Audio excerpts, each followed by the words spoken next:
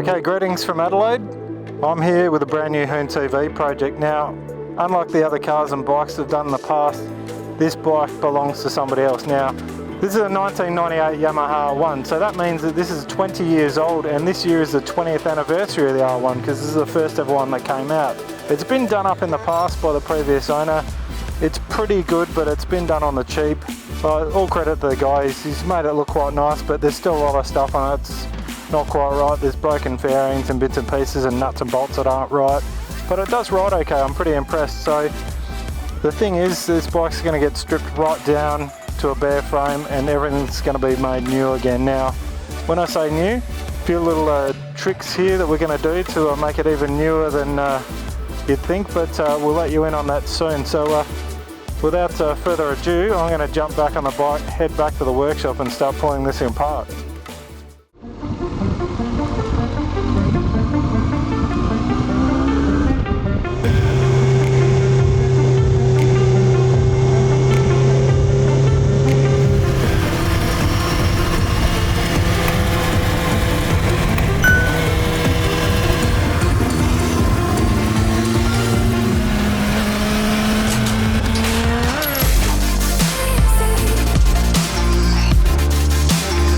When I said new, I was lucky enough to have a brand new R1 donated as part of the project as a parts donor bike.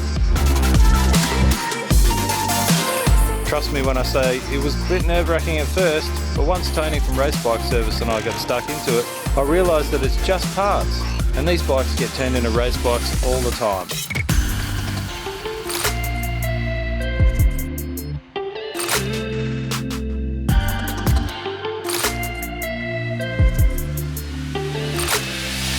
The beauty of having a new bike was the fact that all the parts going from bike to bike wouldn't need to be refurbished, and the finished product will look like new.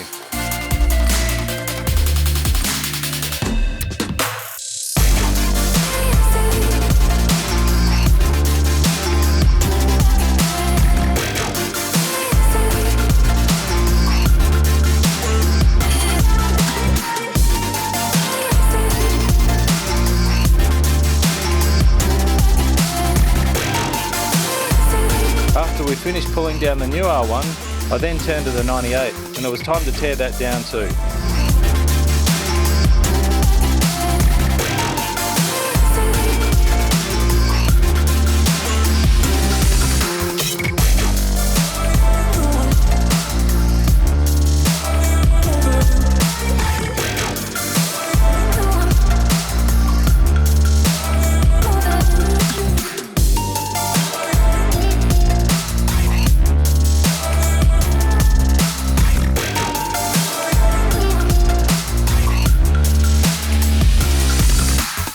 Couple of hours left, day two. Got the 98 R1 stripped down as well now.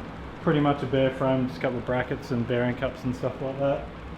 Plan of attack now is to just assess stuff and look at differences in bearing sizes. I was able to do a few assessments based on part numbers and that before, but without being able to pull stuff apart completely, just on part numbers and measurements, and it was pretty close. But obviously now that I can actually look at stuff and measure it properly with verniers and rulers and stuff like that, then we can really work out what needs to be done as far as fitting the forks. Had a quick look at the swing arm. Not a lot of work for the main swing arm bolt to go in. It's just the later model one runs a slightly thicker swing arm bolt.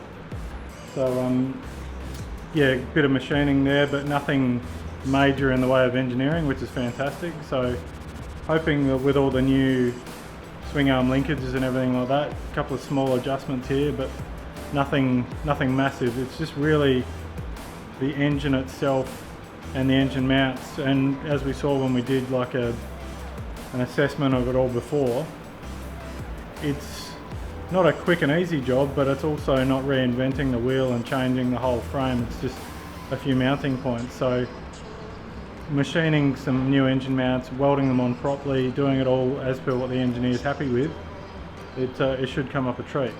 Obviously we've got two completely exploded R1s here. Engine's like the last part of the fab process, but I'm just looking at the two triple clamps and the heights of the head stems. So I can't just throw that straight into the frame, and then there's other bits that could be tricky. But one thing I have just looked at, and with a few measurements, is that it appears that the old triple clamp and the new one might be almost identical in dimensions. The thing that amazes me, which makes the engineering side of this so much easier, having spoken to the engineer before even pulling anything apart or getting the bikes, was the dimensions and specs of the two bikes are so similar. Like, it's a couple of mil here, 2 kilos I think in overall weight. Even the fork length here is 5 mil different. And that's just an adjustment change anyway. So it's like when they built the bike originally in 1998, they got it right. And then over the years, they've just progressively tweaked it rather than redesigning the whole bike, because the first bike was a great bike. It's just the new one's newer technology and just, you know, later model. So yeah, I'm blown away. It's really cool. Too good to be true. It's awesome. So we've got the brand new fuel filler cap, goes straight into the old tank. Okay, so one of the things with the bike is the conversion of running the old headlights and everything with the new loom. It shouldn't be a big drama. The new loom does have a light control unit, which is like a computer that runs the headlights.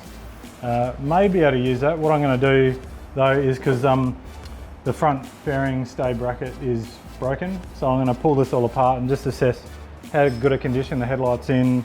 Also look at the difference in the mounting for the old Speedo versus the new one, because obviously we want to use the new Speedo.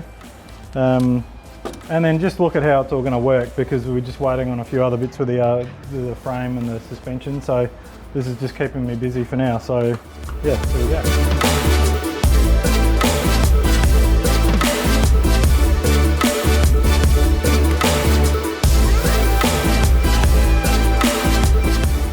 They're going to have these ADR compliant tags on them. We can't just go using aftermarket ones, so those E13s.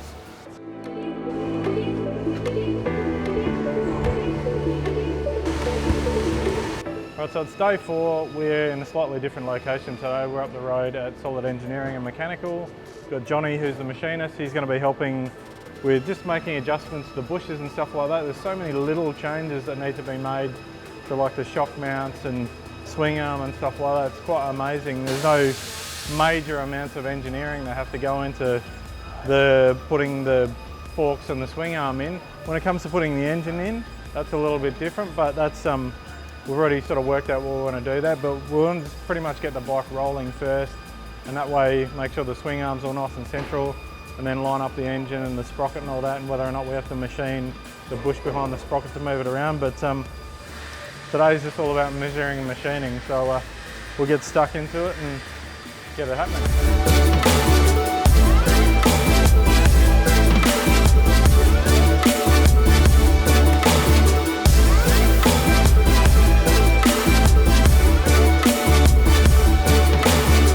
So for the bottom suspension pickup, that's the original one out of the new R1, and that's 17mm OD.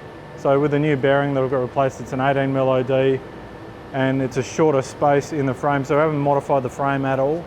We just basically made this one slightly larger OD, shorter to suit the frame, and that's out of 4140 high tensile steel. So basically the same material, everything. So not changing anything, just making it fit.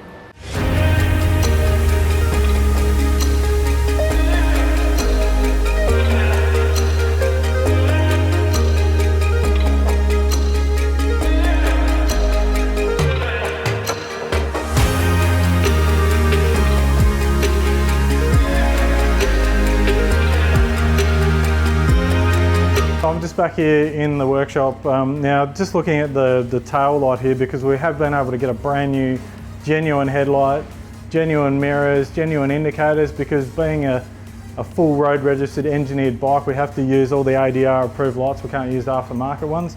Just trying to track down a new tail light. This one's in pretty good condition, but it's a bit of sort of road wear here from stones hitting it, some scratches and that, and obviously I wanted the bike to be like brand new again, so fingers crossed we can find one, otherwise we'll have to try polishing this and make it like new again. But you know, that's one of the aesthetic things at the end. But because the project's not going to take a massive amount of time, I'm just sort of trying to organise stuff like this now so that when we do need it, it's ready to go. Even like yesterday, I was on the phone to the bloke about the fairings. Might take a little bit of time to get them happening, but hopefully ordering them now, they'll pretty much arrive at the right time. So got a day off from the build because got something else on the go, but back on Thursday, because it's Tuesday today, back on Thursday, and we're back in solid to hopefully finish up machining, get the swing arm fitting in the bike, and then pretty much by the end of Thursday we'll have the frame rolling again with all the suspension in it, and we'll start looking at mounting the engine into the frame. So pretty big week, but yeah, it's been a lot of progress, and I'm pretty amazed by how this is coming together.